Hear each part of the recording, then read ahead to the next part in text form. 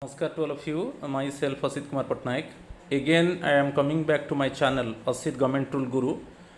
Today, I will discuss MCQ multiple choice question on General Financial Rules 2017, and it is part 1. In subsequent time, I will bring other parts. I will bring MCQ of GFR 2017. So today I will discuss the first part. So if you have not subscribed my video, please subscribe me so that you can get notification in subsequent time when I upload some new videos. So definitely for different principal examinations, my videos would be very essential for you. So please with patience go through it, and definitely you can get all the questions. So I do not want to waste more time. Now I am going to discuss the part 1 MCQ of GFR 2017.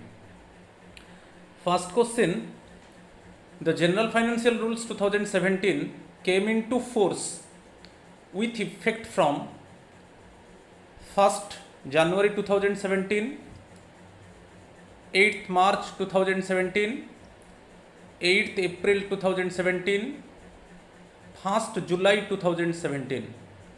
We know that General Financial Rule basically for 7th Pay Commission GFR 2017 came into force in 2017, but particular date is 8th March. So definitely you can get question related to this 8th March 2017. So answer is bit B. Clear? Question number 2.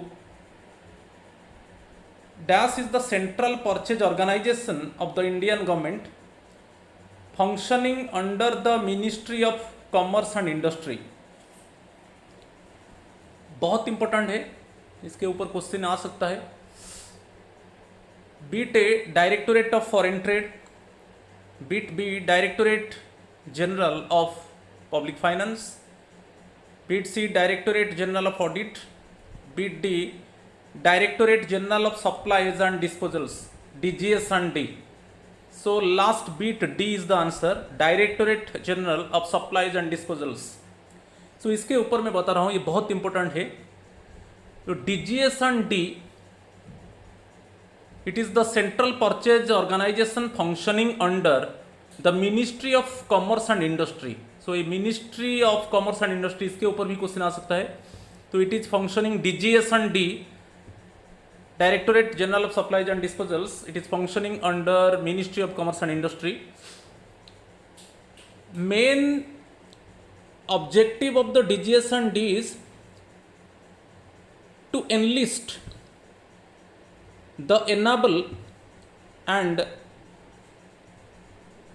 capable suppliers on the basis of items, on item basis. Some capable and enable suppliers approved by the DGS&D, and these approved suppliers are called registered suppliers.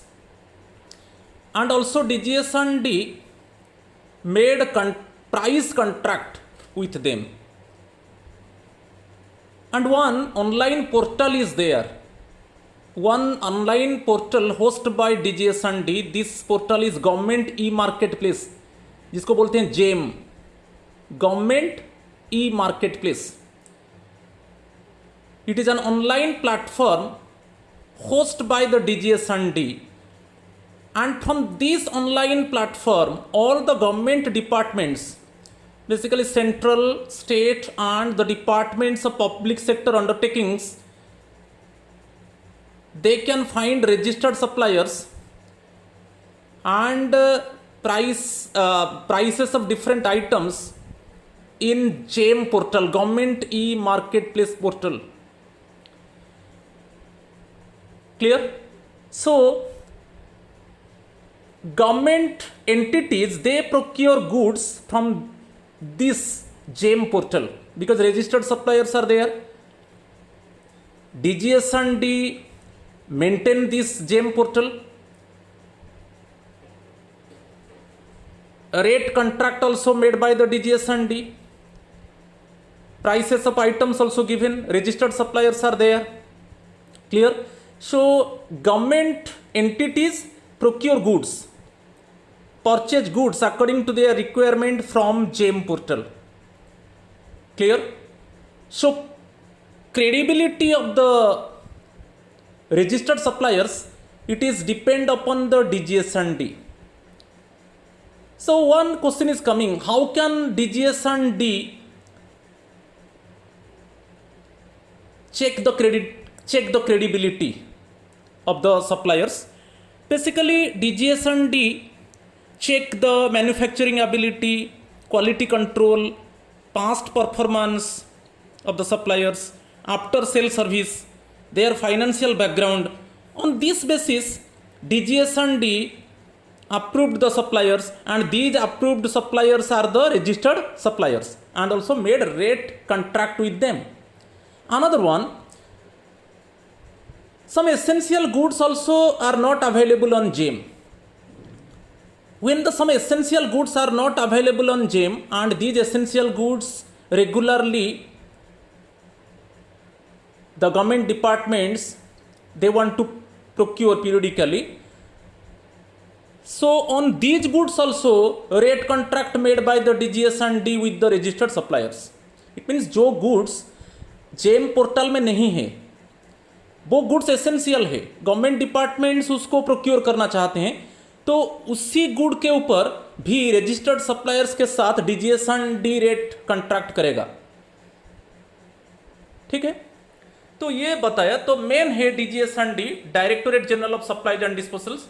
It is the central purchase organization functioning under Ministry of Commerce and Industry, and the online platform GeM Government e-Marketplace, it is hosted by DGS&D. Clear? Answer is D. Question number 3, some statements given. First we analyze these statements. Statement 1, DGS&D prepare and maintain item wise list of eligible and capable suppliers. Already मैं discuss कर चुका हूं, ये statement correct है, क्योंकि item wise DGS&D some capable and enable suppliers को approve करता है, उनका क्रीडेंशियल को चेक करता है, उनका मैन्युफैक्चरिंग एबिलिटी को चेक करता है, उनका क्वालिटी कंट्रोल को चेक करता है, उनका पास्ट परफॉर्मेंस को चेक करता है, उनका आफ्टर सेल्स सर्विस को चेक करता है, उनका फाइनेंशियल बैकग्राउंड को चेक करता है. चेक करके आइटम वाइज सप्लायर्स को अप्रूव कर देता है. वही अप्रूव्ड सप्लायर्स को हम रजिस्टर्ड सप्लायर्स बोलते हैं. Double I, so statement I is correct one. DGS&D approved suppliers are called registered suppliers. मैं बोल चुका हूं, ये भी करेक्ट है. Third statement, DGS&D is to finalize the rate contracts with the registered suppliers in National Information Center. ये गलत है. DGS&D is to finalize the rate contracts with registered suppliers in GeM Government e-Marketplace, not National Information Center. One online platform hosted by the DGS&D, and in online platform the government procuring entities, basically government departments, they can find registered suppliers and also rates of the goods, okay, they find on GeM Government e-Marketplace. तो ये wrong है, third statement wrong है. Not national information centre, it is government e marketplace, where registered suppliers are there, and also rate contract are already finalized by the DGS&D. Fourth statement, DGS&D establishing reliable sources for procurement of goods commonly required for government departments. ये भी correct है. DGS&D एक रिलिएबल source है, वो कुछ suppliers को approve करता है, और वही रजिस्टर्ड सप्लायर्स होते हैं, और उनके साथ रेट कॉन्ट्रैक्ट करता है. वो ये सब क्यों करता है? क्योंकि गवर्नमेंट डिपार्टमेंट्स जब भी चाहेंगे, periodically government departments they can procure goods from the GeM portal hosted by the DGS&D. तो फोर्थ स्टेटमेंट भी करेक्ट है. तो यहाँ पर स्टेटमेंट थर्ड रॉन्ग है. जो नेशनल इंफॉर्मेशन सेंटर नहीं है वो गवर्नमेंट ई मार्केट प्लेस है। तो यहाँ पर देखेंगे क्या क्वेश्चन पूछा है। तो statement 1 is only correct one, statement 3 is incorrect one, तो बीट बी आंसर हो गया। Statement 2 and 4 correct one and statement 1 incorrect one, none of the above. मगर यहाँ पर हम चेक किया कि स्टेटमेंट 3 स्टेटमेंट्स करेक्ट है, statement I, statement double I, statement I भी। ओनली स्टेटमेंट थर्ड स्टेटमेंट वो गलत है, क्योंकि वो दिया है DGS&D is to finalize the rate contracts with registered suppliers in it is GeM portal not national information centre. तो इसमें first, second and fourth statement correct है, मगर ऑप्शन नहीं है। तो यहाँ पर ऑप्शन है थर्ड स्टेटमेंट, ये गलत है। तो यहाँ पर दिया है third statement, statement third is incorrect one, वही आंसर है। Answer is beat B. Clear. Fourth question को चलेंगे, वही DGS&D के ऊपर दो स्टेटमेंट्स दिया गया है। DGS&D make rate contracts with the registered suppliers for such goods which are not available on GEM, a government e-marketplace, and these goods are common use items and are needed on recurring basis by various state, central and other government owned entities। इसको मैं थोड़ा clarify करना चाहता हूँ। ऐसा कुछ essential goods है जो गवर्नमेंट डिपार्टमेंट्स रेगुलरली प्रोक्योर करना चाहते हैं, मगर वो जेम पोर्टल में नहीं है।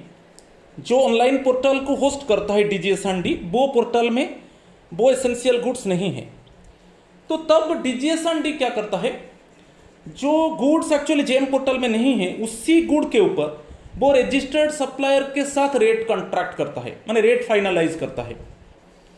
So due to this basically government entities, central department और एनी स्टेट गवर्नमेंट डिपार्टमेंट और departments of public sector undertakings, so periodically they can procure this goods.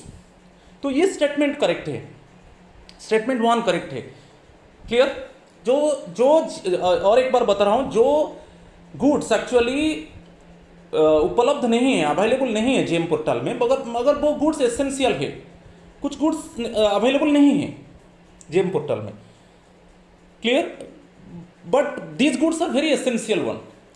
तो उसी गुड के ऊपर रेट कॉन्ट्रैक्ट DGS&D जो रजिस्टर्ड सप्लायर्स है उनके साथ रेट कॉन्ट्रैक्ट करता है, फाइनलाइज करता है, और उसी रेट से गवर्नमेंट एंटिटीज गुड्स को प्रोक्योर करते हैं। Second statement, the contract rates with the registered suppliers by DGS&D are fixed once every year. जो रेट, ये भी सेकेंड स्टेटमेंट करेक्ट है, क्योंकि जो रजिस्टर्ड सप्लायर्स है उनके साथ एक रेट कॉन्ट्रैक्ट वो करता है कि किस रेट में वो बेचेंगे। क्लियर। किस रेट में वो बेचेंगे गवर्नमेंट एंटिटीज को। तो ये एक्चुअली 1 ईयर के लिए फिक्स होता है। फिर नेक्स्ट ईयर क्या होता है ना, फिर अगेन DGS&D क्या करता है, उनके साथ रेट कॉन्ट्रैक्ट करता है। और यहां पर एक बात बता रहा हूं आपको, बहुत इंपॉर्टेंट है। जो रजिस्टर्ड सप्लायर्स होते हैं ना, वो एक्चुअली 1 to 3 ईयर्स होते हैं, उनके ऊपर क्वेश्चन आता है। Okay, it is 1 to 3 years. तो 3 ईयर्स के बाद फिर क्या होगा, रेन्यू होगा। तो इसके ऊपर क्वेश्चन आता है। तो यहां पर दोनों स्टेटमेंट एक्चुअली करेक्ट है। क्लियर। तो अभी देखेंगे आंसर क्या दिया है। Statement 1 is only correct one, no. Both the statements are wrong one, no. Both the statements are correct one, हम चेक कर लिए। Both the statements are correct one, beat C is the answer. Only statement 2 is correct one, no. Both the statements are correct one is the answer. Clear? Both the statements are correct, one is the answer. Then चलेंगे, under rule dash of GFR 2017 definition of goods given, this rule is very important one। जो goods का definition दिया गया है general financial rules 2017 में, वो rule 143 में है। तो answer is beat D. Answer is beat D.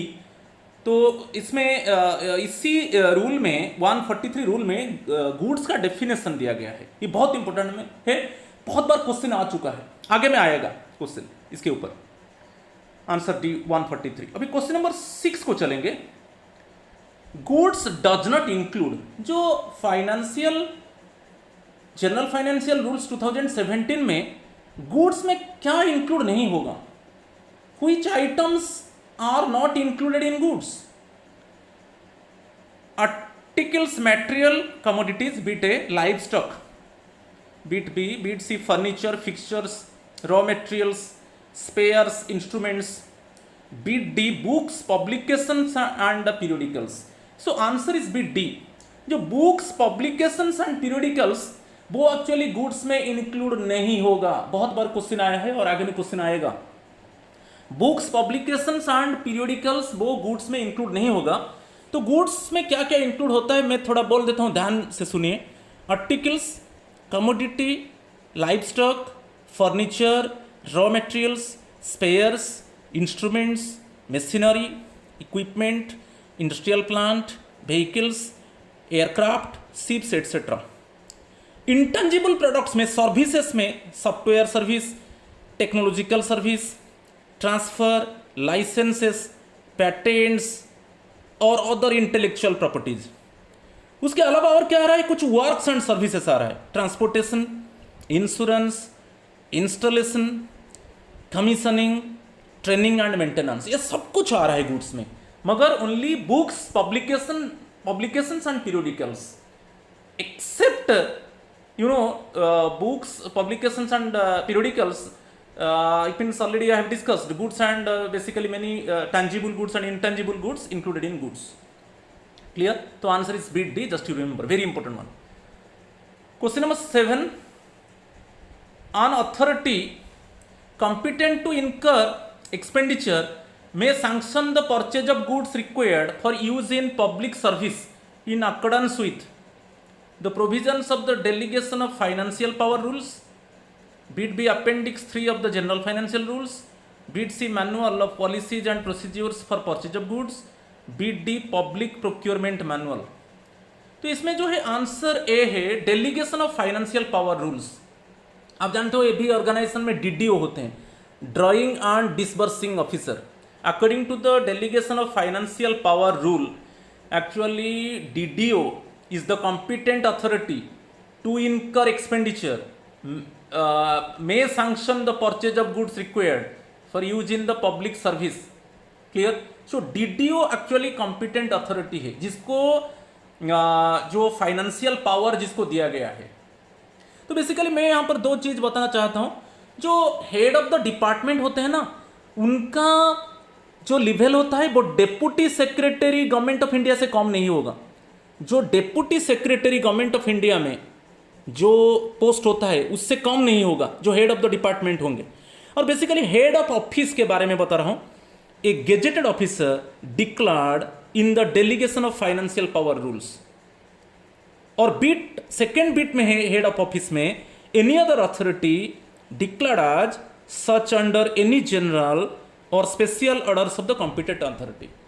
Special order, general and special orders of the competent authority जो basically head of the office होते हैं वो basically gazetted officer according to the financial power rules, delegation of financial power rules.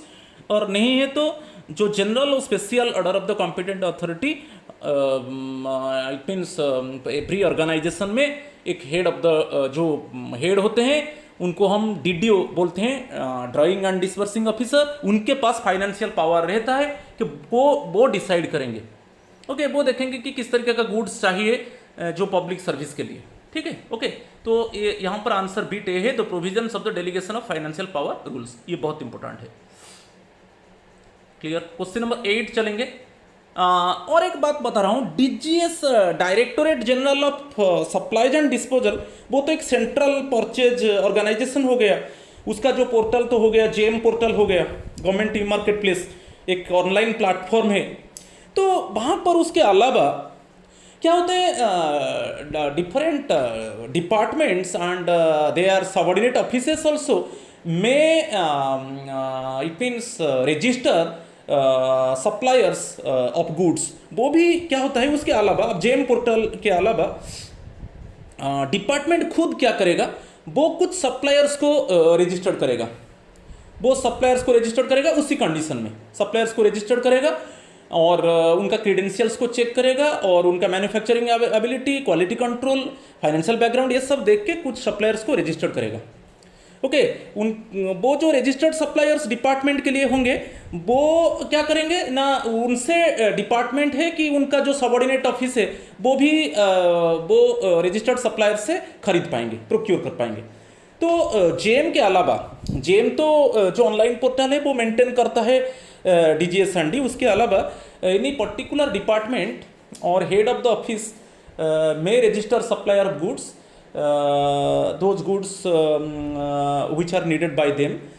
तो वो भी उनका credentials को check करके रजिस्टर्ड सप्लायर्स कुछ सप्लायर्स को अप्रूव करेंगे और रजिस्टर्ड करेंगे, और वहाँ पर भी उनका जो इट मीन्स रजिस्ट्रेशन रहेगा वो 1 to 3 years रहेगा, उसके बाद रिन्यू होगा।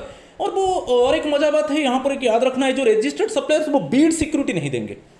बेसिकली जो बिडर्स होते हैं ना, जब हमारा टेंडर कोई ऑर्गेनाइजेशन चाहता है तो वो बिडर्स को बुलाता है, तो जो भी बिडिंग डॉक्यूमेंट सबमिट करेगा उसको एक बीड सिक्योरिटी देना पड़ता है। चाहे फाइनली जब उसको सिलेक्ट नहीं किया जाएगा तो उसका बीड सिक्योरिटी को रिटर्न कर दिया जाएगा। मगर यहाँ पर जो रजिस्टर्ड सप्लायर्स है, कोई पर्टिकुलर डिपार्टमेंट और उसका सबऑर्डिनेट ऑफिस कुछ सप्लायर्स को रजिस्टर्ड किया है, वो उनसे बीड सिक्योरिटी नहीं लेगा। क्लियर? तो यहां पर जो है देखेंगे, registered suppliers are the suppliers who have been approved by the central purchase organisation as reliable sources for procurement of goods commonly required for government use. ये तो एब्सोल्युटली करेक्ट है। अगेन सेंट्रल परचेज ऑर्गेनाइजेशन कौन है? DGS&D, directorate general of supplies and disposals. ये तो correct है, तो clearly दिया है। तो B take correct one. No provision is there in GFR 2017। Beat C incorrect one, beat D partially correct one.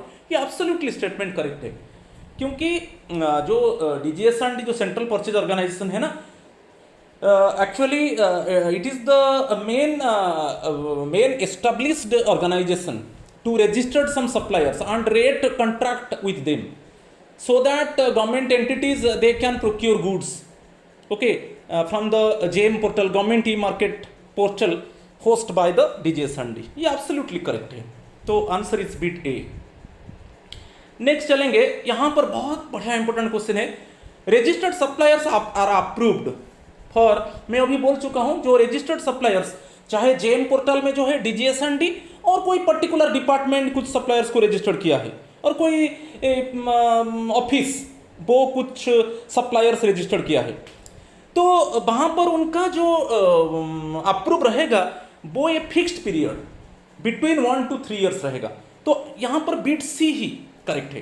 तो क्वेश्चन नंबर 9 जो है ना, यहां पर option registered suppliers are approved for beat a fixed year of 1 year, a fixed period of 3 years, beat C a fixed period between 1 to 3 years depending on nature of the goods. इसको याद रखना है, all times to come. तो beat C answer है।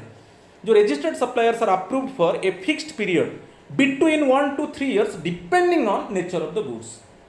तो उनका जो approval रहेगा 1 to 3 years रहेगा on the basis of nature of goods. फिर उसके बाद उनका फिर और एक बार रिन्यू होगा। ठीक है, ये बहुत इंपॉर्टेंट है।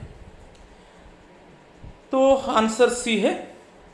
नेक्स्ट क्वेश्चन चलेंगे, registered suppliers are ordinarily exempted from furnishing. मैं अभी बताया जो रजिस्टर्ड सप्लायर्स है, चाहे वो DGS&D जो जेम पोर्टल में जो रजिस्टर्ड सप्लायर्स है और पर्टिकुलर डिपार्टमेंट सप्लायर्स को रजिस्टर्ड किया है, और any particular office subordinate office, okay, subordinate office of the department, वो भी पर्टिकुलर ऑफिस क्या किया है ना, वो भी कुछ सप्लायर्स को रजिस्टर्ड किया है, तो उनसे बीड सिक्योरिटी नहीं लेगा। इसके ऊपर एक क्वेश्चन है।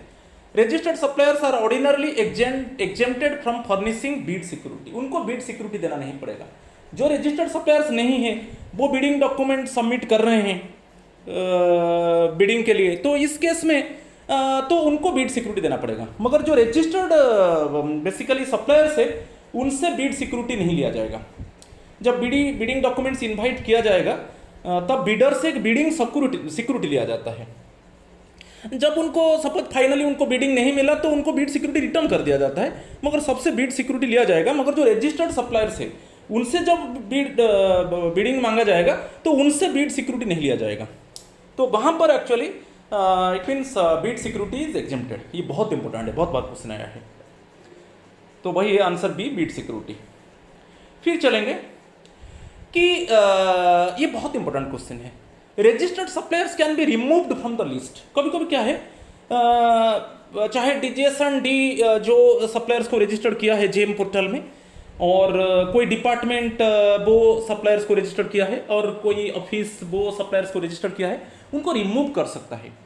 कौन सा कंडीशन में रिमूव होगा? देखो मैं कंडीशन बोलता हूं, ध्यान से सुनिए। Fail to avoid terms and conditions, जब वो टर्म्स एंड कंडीशंस को अवॉइड नहीं करेंगे।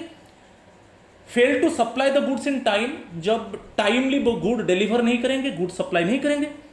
False declaration to any government agency, और कोई एनी अदर गवर्नमेंट एजेंसी को वो फॉल्स डिक्लेरेशन दिए हैं।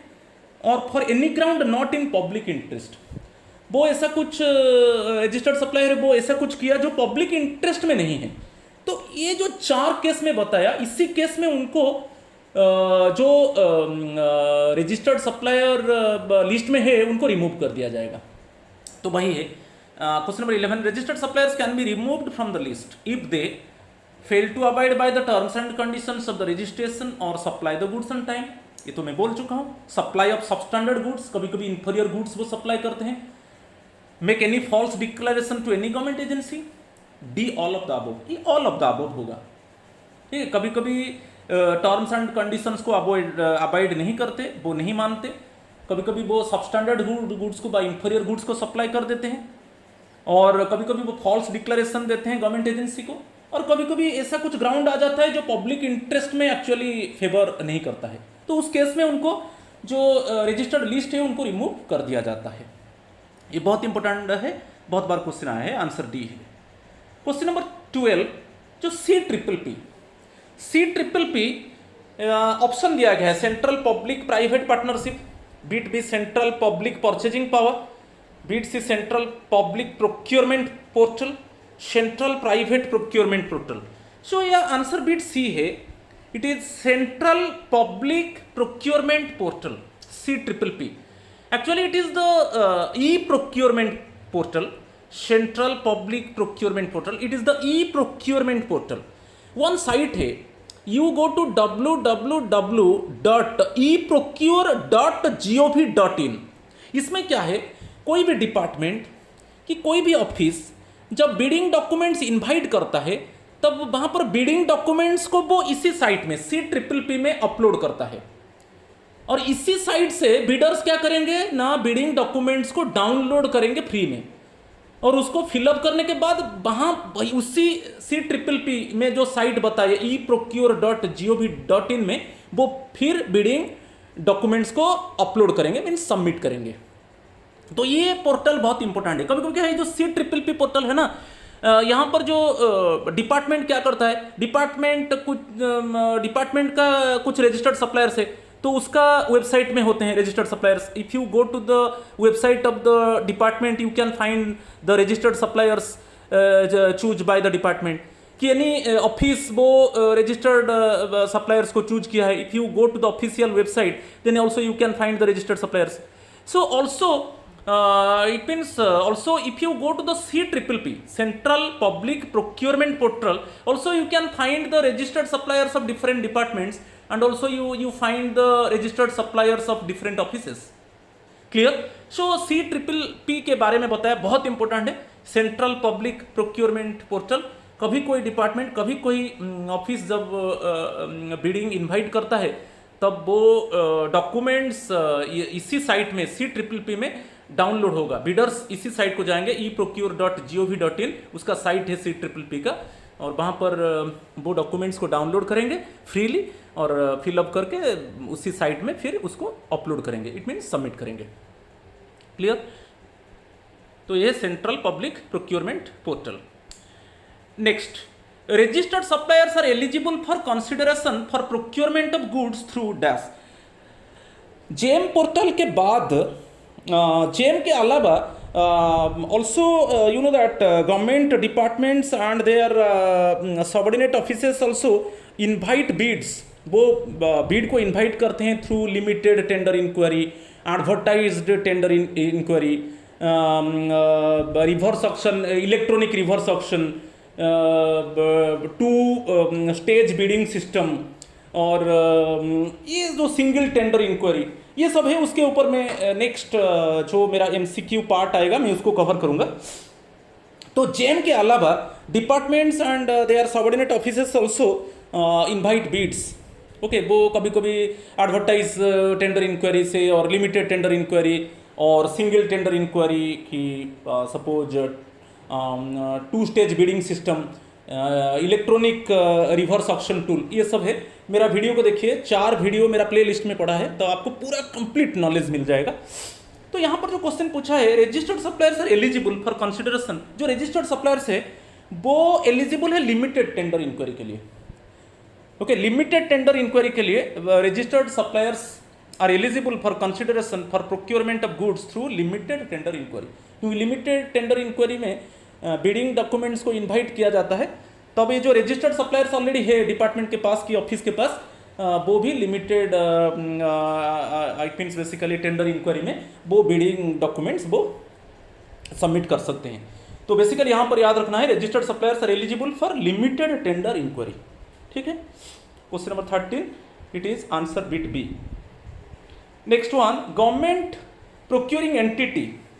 अभी जेम पोर्टल के ऊपर आएंगे, तो जेम पोर्टल के ऊपर मैं थोड़ा बता देता हूँ। यदि कोई डिपार्टमेंट की कोई ऑफिस, कोई any government entity, any central, state and any department of public sector undertakings, they want to procure goods from the GM portal, then up to 50,000 they can purchase the commodity from any registered supplier। 50,000 तक वो कोई भी registered supplier से खरीद कर पाएंगे। तो ये क्वेश्चन है उसके ऊपर, government procuring entity purchase the good up to dash through any of the available suppliers on the GeM. तो जेम पोर्टल में रजिस्टर्ड सप्लायर्स है, जो रजिस्टर्ड सप्लायर्स उनको अप्रूव किया है DGS&D, directorate general of supplies and disposal, वो उनको approve किया है। रेट कॉन्ट्रैक्ट भी उनके साथ भी रेट कॉन्ट्रैक्ट भी कर चुका है ऑलरेडी, किस रेट में वो बेचेंगे। तो यहाँ पर अप टू 50,000, यदि कोई ऑफिस, कोई डिपार्टमेंट वो कोई पर्टिकुलर कमोडिटी खरीदना चाहता है और उसका जो वर्थ है वो अप टू 50,000 है, वो कोई भी रजिस्टर्ड सप्लायर से उसको परचेज कर सकता है। तो यहाँ पर up to 50,000, okay, up to 50,000, ये आंसर बिट डी है। यहाँ पर आंसर ऑप्शन दिया गया है 60,000, 40,000, 70,000, 50,000, यहाँ पर अप टू 50,000 कोई भी रजिस्टर्ड सप्लायर से परचेज किया जा सकता है, जो रजिस्टर्ड सप्लायर्स जेम पोर्टल में है। नेक्स्ट चलेंगे, ये हो गया आंसर। नेक्स्ट जो हो गया कि अभी परचेज भाई जेम पोर्टल में परचेज किया जाएगा above 50,000 and up to 30 lakh, जो सेकेंड ऑप्शन है। यदि कोई डिपार्टमेंट कोई कमोडिटी परचेज करना चाहता है जेम पोर्टल से, कि कोई ऑफिस परचेज करना चाहता है जेम पोर्टल से, मोर देन जो पर्टिकुलर कमोडिटी का वर्थ होगा more than 50,000 and up to 30 lakh, तब वो क्या करेगा ना, 3 जो रजिस्टर्ड सप्लायर्स है जेम पोर्टल में ना, तो 3 रजिस्टर्ड सप्लायर्स को वो चूज करेगा। उनका स्पेसिफिकेशंस को देखेगा, उनका क्वालिटी को देखेगा, उनका पास्ट रिकॉर्ड को देखेगा। तो मैं बोल चुका हूँ उनका क्रीडेंशियल्स में क्या क्या चेक किया जाता है, उनका मैन्युफैक्चरिंग एबिलिटी, उनका पास्ट परफॉर्मेंस, उनका क्वालिटी कंट्रोल, उनका डिलीवरी ऑफ गुड्स, उनका पोस्ट सेल्स सर्विस, उनका फाइनेंशियल बैकग्राउंड, उसको देख के वो जितना रजिस्टर्ड सप्लायर्स है वो डिपार्टमेंट क्या करेगा, 3 रजिस्टर्ड सप्लायर्स को चूज करेगा। ओके, 3 रजिस्टर्ड सप्लायर्स को चूज करेगा और उससे जो कम प्राइस में बेचेगा उससे वो खरीदेगा। मगर यहाँ पर कंडीशन जो रेस्टोरेंट है वो क्या होगा, जब डिपार्टमेंट और कोई सबऑर्डिनेट ऑफिस वो कमोडिटी खरीदना चाहता है जिसका वर्थ है above 50,000 and up to 30 lakh. तो ए ऑप्शन है, यहाँ पर ऑप्शन जो है बीट ए है वो करेक्ट है। Above ₹50,000 and up to 30 lakh government buyers purchase through GeM, government e marketplace, seller having lowest price amongst the at least 3 available sellers। ये बहुत इंपॉर्टेंट में है, बहुत बार क्वेश्चन आया है। ठीक है, अभी पूरा क्लियर हो। क्वेश्चन नंबर 16 को चलेंगे। क्वेश्चन नंबर 16 है, फिर हम चलेंगे कि थर्ड ऑप्शन में क्या है। सपोज डिपार्टमेंट की कोई सबऑर्डिनेट ऑफिस वो जेम पोर्टल से गुड खरीदना चाहता है जिसका वर्थ है अबव 30 लाख, अबव 30 लाख, तब वहां पर क्या होगा ना, रिवर्स ऑक्शन, एक रिवर्स ऑक्शन टूल होता है। रिवर्स ऑक्शन टूल को हम ई बिडिंग बोलते हैं, जिसको ऑनलाइन बोली कहा जाता है, ऑनलाइन में बोली कहा जाता है। तो पूरा पर्टिकुलर स्पेसिफिक टाइम होगा, सो स्पेसिफिक टाइम में वहाँ पर बोली लगाया जाएगा। तो जो कम प्राइस में देगा उसी से खरीदा जाएगा, मोर देन 30 लाख। तो यहाँ पर अबव ₹30 लाख जो बीट सी है, आंसर है। Government buyer purchase through GeM using online e bidding और reverse auction tool.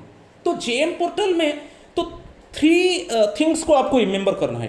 Up to 50,000 purchase from any registered supplier, above 50,000 and up to 30 lakh, the particular department, particular government entity choose 3 registered suppliers. Among all the suppliers, choose 3 registered suppliers. On what basis? It means on what basis it can be chosen? Already I told to you. So out of 3, जो कम price में बेचेगा उससे खरीदा जाएगा। और जो next है above 30 lakh, जब कोई गुड परचेज किया जाएगा जिसका वर्थ है अबव 30 लाख, तब ई बिडिंग और रिवर्स ऑप्शन टूल जो कहा जाता है ऑनलाइन बोली लगाया जाएगा। पूरा स्पेसिफिक टाइम दिया जाएगा, उसी में ऑनलाइन बोली लगाया जाएगा और वहाँ पर ऑक्शन होगा और जो कम प्राइस में बोली में जिसका कम प्राइस होगा उसी से खरीदा जाएगा। ठीक है, बहुत क्लियर। तो ये ₹30 लाख हो गया। नेक्स्ट वन चलेंगे अभी, नेक्स्ट जेम के अलावा चलेंगे, क्योंकि जेम के अलावा it means government departments and basically government offices also they can procure the goods through bidding system. तो वो बिडिंग को इन्वाइट करते हैं, बिडर्स को इन्वाइट करते हैं, वो डॉक्यूमेंट अपलोड करते हैं, फिर उसको चेक किया जाता है। तो ये सब फॉर्मेलिटीज़ है। तो वहाँ पर लिमिटेड टेंडर इंक्वायरी है, एडवर्टाइज्ड टेंडर इंक्वायरी है, जैसे इलेक्ट्रॉनिक रिवर्स ऑक्शन टूल है, 2 स्टेज बिडिंग सिस्टम है, सिंगल टेंडर इंक्वायरी है। तो बहुत चीज़ है, मैं उसके ऊपर जो नेक्स्ट पार्ट होगा उसके ऊपर मैं MCQ डिस्कस करूँगा। तो अभी दिया है, देखिए, परचेज ऑफ गुड्स में be made without inviting quotations और bids up to a value of, ये बहुत इंपॉर्टेंट है। हम कोई कोटेशंस हमारा ज़रूरत नहीं है, कोई बीड्स हमारा ज़रूरत नहीं है। यहाँ पर जो क्वेश्चन आ रहा है कि हमको जो गुड्स खरीदेंगे उसका वर्थ कितना होना चाहिए, जिसमें बीड्स का ज़रूरत नहीं है कि जिसमें कोटेशंस का ज़रूरत नहीं है। तो एवरी ऑर्गेनाइजेशन में उसको बेसिकली उसके ऊपर नॉलेज होना चाहिए।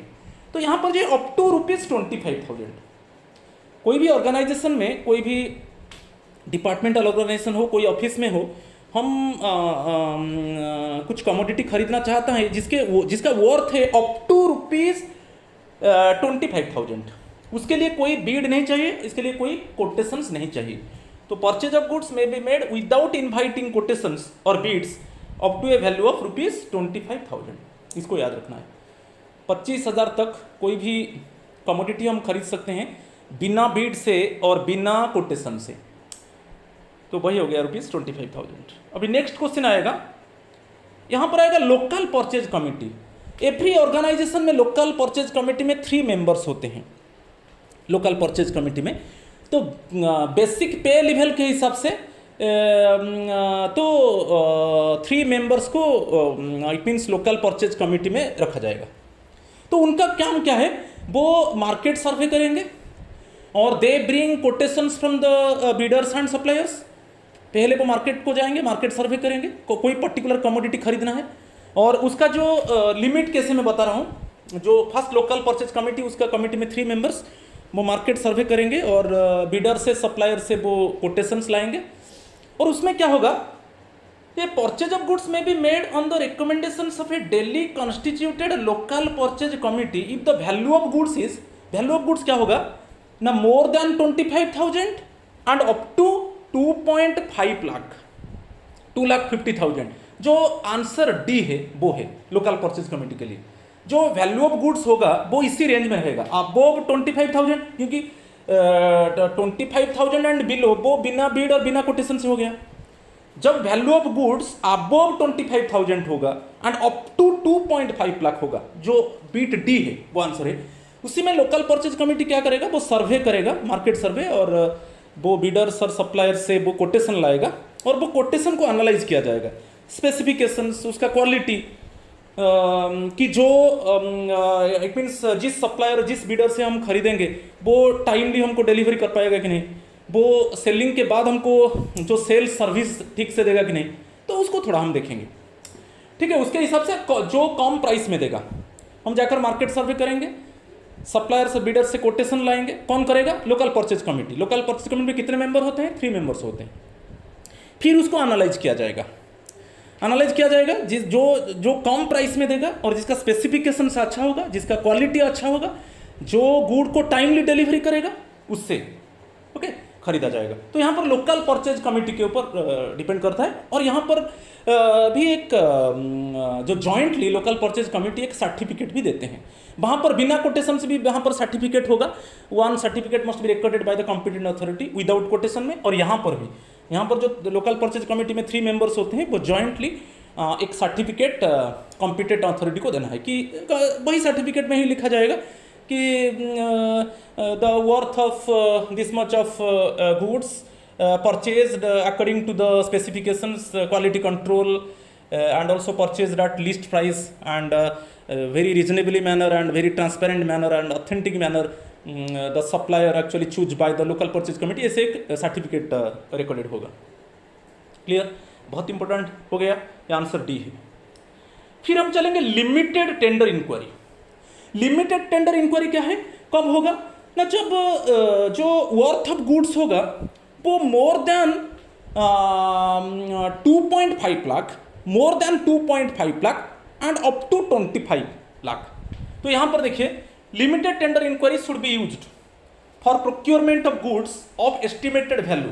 जो एस्टिमेटेड वैल्यू होगा वो देखिए, मैं जो बोला above 2,50,000 and up to 25 lakh. जो बिट बी है वो आंसर है।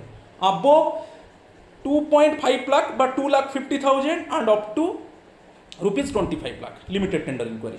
लिमिटेड टेंडर इंक्वायरी में मैं बोला था जो रजिस्टर्ड सप्लायर्स ऑलरेडी है डिपार्टमेंट में और ऑफिस में, उनको भी इनवाइट किया जाएगा, मगर उनसे बीड सिक्योरिटी नहीं लिया जाएगा। यहाँ पर जो मैं थोड़ा बता रहा हूँ लिमिटेड टेंडर इंक्वायरी में, तो बिडिंग डॉक्यूमेंट्स को ऑफिशियल वेबसाइट में कि डिपार्टमेंटल वेबसाइट में अपलोड किया जाएगा और CPPP central public procurement portal में भी अपलोड किया जाएगा।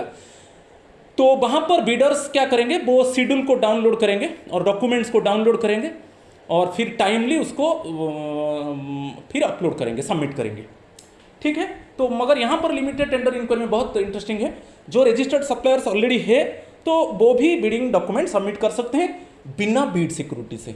मगर अदर बिडिंग डॉक्यूमेंट सबमिट करेंगे मीन्स उनको बीड सिक्योरिटी देना है, मगर registered suppliers are exempted from the bid security. फिर उसके बाद एक क्वेश्चन देखेंगे। अच्छा, ये बहुत इंपॉर्टेंट है। जो लिमिटेड टेंडर इंक्वायरी होगा उसमें एटलीस्ट कितना सेलर्स होना चाहिए? तो number of suppliers in suppliers और bidders, the number of suppliers in limited tender enquiry should be more than, कोई भी ऑर्गेनाइजेशन, इंस्टीट्यूशन, डिपार्टमेंट और ऑफिस जब बिडिंग डॉक्यूमेंट्स इनवाइट करता है तो एटलीस्ट कितना सेलर्स होना चाहिए, तब तो उसको वो एनालाइज करेगा और फाइनली डिसाइड करेगा इसी सप्लायर और बिडर से गुड्स को खरीदा जाएगा। जो लिस्ट ऑफ आइटम्स है उसको खरीदा जाएगा। तो यहाँ पर बहुत इंपॉर्टेंट है, more than 3 sellers, more than 3 sellers.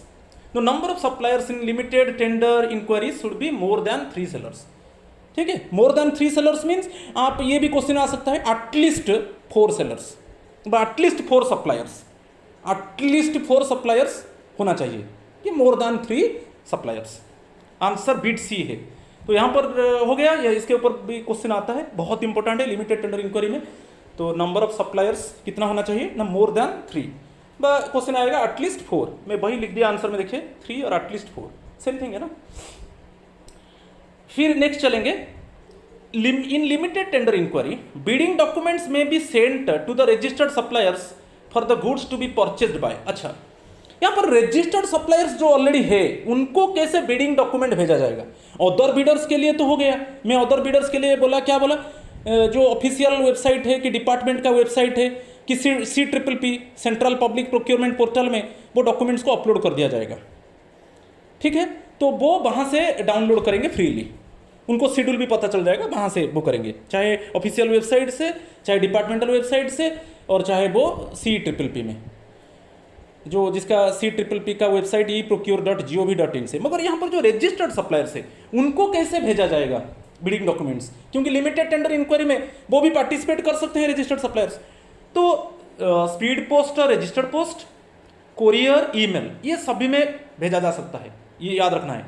Speed post और registered post, courier, email, all of the above answer है। ये बहुत इंपॉर्टेंट है, क्वेश्चन आता है। रजिस्टर्ड, ये जो लिमिटेड टेंडर इंक्वायरी में जो रजिस्टर्ड सप्लायर्स को बिडिंग डॉक्यूमेंट्स भेजा जाएगा, कैसे भेजा जाएगा? स्पीड पोस्ट में भेजा जा सकता है, रजिस्टर्ड पोस्ट में, कोरियर में और ईमेल में, ऑल ऑफ द अबव।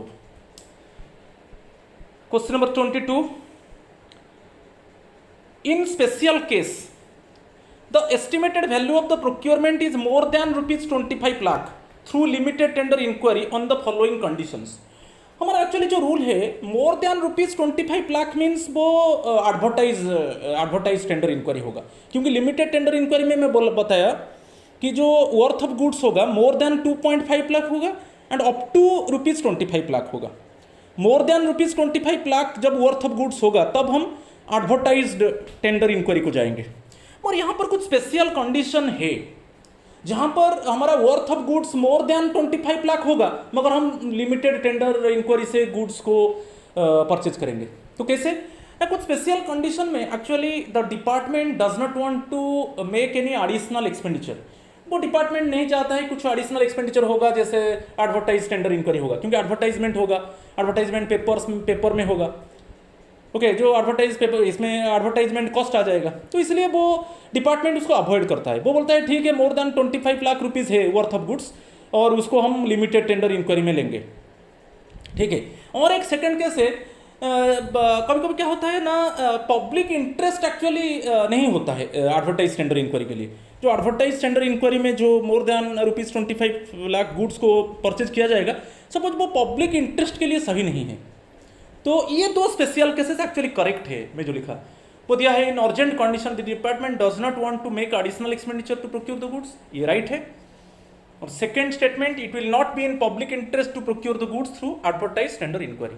तो ये दो स्पेशल केस में worth of goods more than 25 lakh होगा मगर उसको लिमिटेड टेंडर इंक्वायरी से खरीदा जाएगा। ये दोनों स्टेटमेंट करेक्ट है। देखते हैं क्या क्वेश्चन पूछा है। Statement 1 is incorrect one and 2 is correct one. Both the statements correct one, both the statements correct one, ये आंसर है। Statement 2 is incorrect one and statement 1 is correct one, only statement 1 is correct one. तो bit B answer है, both the statements correct one. इस तरीके का मैंने ये जो क्वेश्चन पैटर्न है ना, मैं क्वेश्चन पैटर्न आपको बताया, इस तरीके से क्वेश्चन आता है कंफ्यूजन करने के लिए। तो both the statements correct one. कुछ स्पेशल केस में more than worth of goods more than ₹25 lakh also can be purchased through limited tender inquiry instead of advertised tender inquiry। okay, next question को चलेंगे 23। अभी advertise tender inquiry मैं बता चुका हूँ। Advertise tender enquiry में जब worth of goods more than 25 lakh होगा तब एडवर्टाइज टेंडर इंक्वायरी को इट मीन्स द डिपार्टमेंट और office actually go to the advertise tender enquiry. कब होगा ना, जब worth of goods more than ₹25 lakh होगा। तो advertise tender enquiry should be used for procurement of goods of estimated value above ₹25 lakh. जो bit ए है वो आंसर है। ओके, अबव ₹25 लाख, ये आंसर है। नेक्स्ट को चलेंगे क्वेश्चन नंबर 24। ये बहुत इंपॉर्टेंट है। जो बीड सबमिशन होता है ना, बीड सबमिशन, अभी बीडिंग डॉक्यूमेंट्स को इन्वाइट किया गया। इन्वाइट मीन्स बीडिंग सबमिशन एक शेड्यूल होता है। तो बीडिंग ऑर्डिनरली जो डोमेस्टिक बीडर्स होते हैं वो कितने टाइम के अंदर वो बीड डॉक्यूमेंट्स को सबमिट करेंगे। तो आपको याद रखना है, जो डोमेस्टिक बीडर्स है उनको मिनिमम 3 वीक्स दिया जाता है। उन मिनिमम 3 वीक्स में वो बीडिंग डॉक्यूमेंट सबमिट करेंगे डोमेस्टिक बीडर्स। यदि फॉरेन बीडर्स होते हैं, यदि डिपार्टमेंट कोई फॉरेन बीडर्स को बुलाता है तो उनके लिए बिडिंग डॉक्यूमेंट सबमिशन जो होगा वो मिनिमम 4 वीक्स होगा। तो यहाँ पर दो चीज़ हो गया, दो क्वेश्चन आपको मिल सकता है। तो डोमेस्टिक बीडर्स जो बिडिंग डॉक्यूमेंट वो सबमिट करेंगे वो मिनिमम 3 वीक्स, और जो फॉरेन बीडर्स है उनके लिए मिनिमम 4 वीक्स। उसके ऊपर क्वेश्चन है, ordinarily the time allowed for submission of bids from the date of publication of the notice inviting tender or availability of bidding document for sale, whichever is later, should be minimum 3 weeks. जिस particular date में bidding document को बुलाया गया, bidding document already release हो गया, तो उसी date से आपको 3 वीक्स के अंदर बिडर्स उनका बिडिंग डॉक्यूमेंट को सबमिट करेंगे, करना चाहिए, ठीक है। तो यहाँ पर आंसर जो है मिनिमम 3 वीक्स है। और जब बिडिंग डॉक्यूमेंट इट मीन्स दोनों चीज हुई, जब लेटर दिया है, basically date of publication of the notice, inviting tender और availability of bidding document for sale, जो भी एक चीज में जो लेटर होगा, whichever is later, it should be minimum 3 weeks. Okay, next foreign bidders के लिए मैं ऑलरेडी बोल चुका हूँ, फॉरेन बिडर्स के लिए जो बिडिंग डॉक्यूमेंट सबमिट होगा वो 4 वीक्स होगा, minimum 4 weeks, not maximum, minimum है। When the department contemplates obtaining bids from abroad, the minimum period should be kept as 4 weeks for foreign bidder. तो यहाँ पर मिनिमम, मैक्सिमम को नहीं जाना है, maximum minimum, okay, minimum 3 weeks for the domestic bidders and जो submission होगा bidding document वो फॉरेन बिडर्स के लिए मिनिमम 4 weeks, ओके, इतना ही। फिर नेक्स्ट पार्ट जो मैं नेक्स्ट वीडियो में अपलोड करूँगा, तो बहुत अच्छे से मैं डिस्कस कर रहा हूँ। तो please subscribe my channel Asit government rule guru, please do not forget it, please press on subscribe button so that you can get notification for my subsequent videos. Please subscribe me so that you can get notification only for you. Just I am preparing videos only for your preparation, so that very concisely and within less time you can prepare yourself, you can boost yourself. For this reason it means just I take so much time only for you, so don't forget to subscribe me. So thank you.